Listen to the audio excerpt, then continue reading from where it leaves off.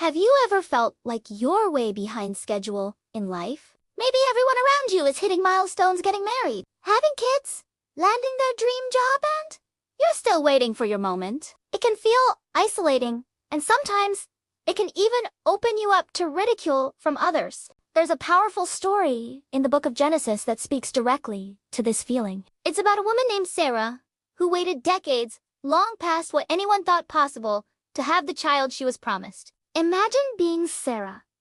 For years, she carried the heavy burden of being childless in a culture where a woman's value was deeply tied to her ability to have children. She watched her handmaiden Hagar give birth to a son, Ishmael, while her own arms remained empty. The promise from God that she would be the mother of nations must have felt like a distant, fading echo. Every day was a reminder of what she didn't have. Can you feel the weight of that? The silent judgment, the self-doubt, the ache in her heart. Then, the impossible happens. At 90 years old, Sarah gives birth to Isaac. This wasn't just a Latin life, baby.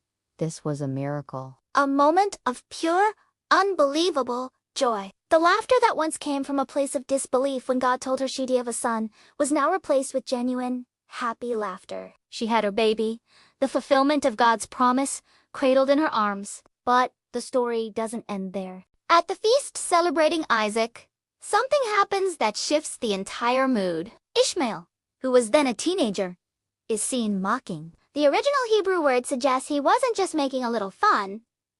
It was a deep, scornful, and possibly cruel ridicule. Maybe he was mocking the elderly Sarah trying to nurse a baby. Or perhaps he was mocking little Isaac himself, the new heir who had displaced him. Sarah sees this, and her protective motherly instinct flares up.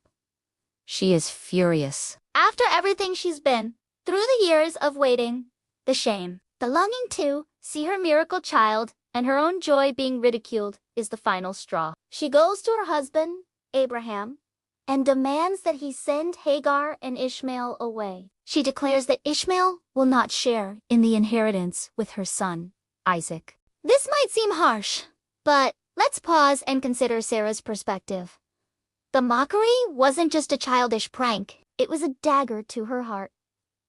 It was a dismissal of her long-suffering and a belittling of God's miraculous work in her life. For her, this mockery threatened the very sanctity of the promise God had fulfilled. Abraham is distressed by this, because Ishmael is his son too. But God steps in and tells Abraham to listen to Sarah, assuring him that he will also make a great nation from Ishmael. This story holds a profound lesson for us. How often do we, perhaps without even realizing it, mock or belittle someone else's struggle or their long-awaited victory? Maybe we see someone finally achieve something after a long time, and our first thought is a cynical one. Well, it's about time, we might think. Or we see someone in a difficult situation and, instead of empathy, we feel a sense of superiority. Ishmael's mockery came from a place of jealousy and insecurity. He was the firstborn, but Isaac was the child of promise. His reaction was to tear down what he felt threatened by. This is a very human reaction,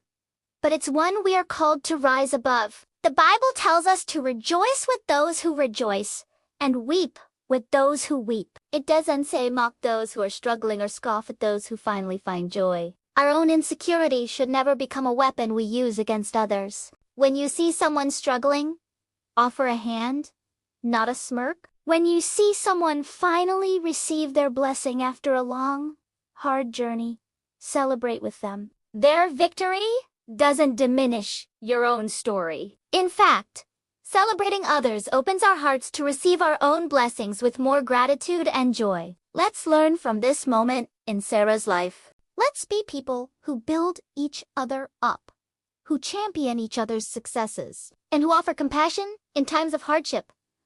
The plight of others is not for our entertainment or ridicule. It's an opportunity for us to show love and kindness, reflecting the heart of God, who sees every struggle and celebrates every victory, no matter how long it takes. Thanks for watching!